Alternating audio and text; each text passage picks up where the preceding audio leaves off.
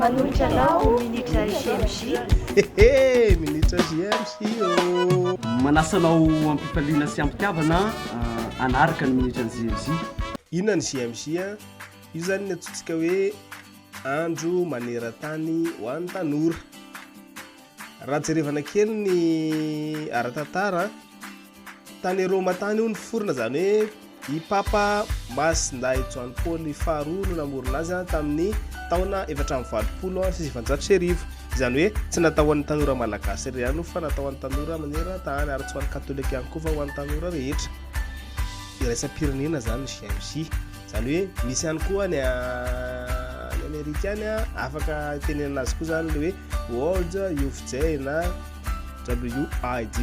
Any amin'ny tany miteny Espagnol any koa dia mijanona ho GMJ any ny fomba fanoratra azy fa ny fanonana azy no miova lasa hoe Hota Hota fa andraso aloha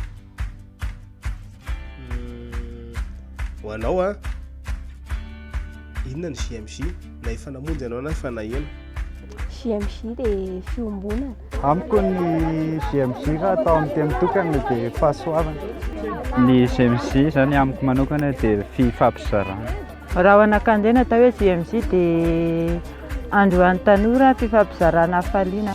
Amin'andray ny GMJ dia fivondronana ho an'ny tanora zany, fifampizarana hafaliana. Ho an'andray GMJ dia fotoana anankiray natokana ionan'ny tanora manerana ny Madagasikara ohatra, natao hifampizarana kolontsaina sy hafaliana. Misaotra amin'ny fifampizarana fa anisany manampy be anay androso lalindalina kokoa monjy ny GMJ zay mbola maro ny zavatra hitantsika any ahita tsikitsiky hafaliana, misy filanjanany andro fijaliana ihany koa any dia izany rehetra zany dia atao miaraka amin'ny Jesosy Kristy mba hitondra fiadanana anaty ho an'ny tsirairay.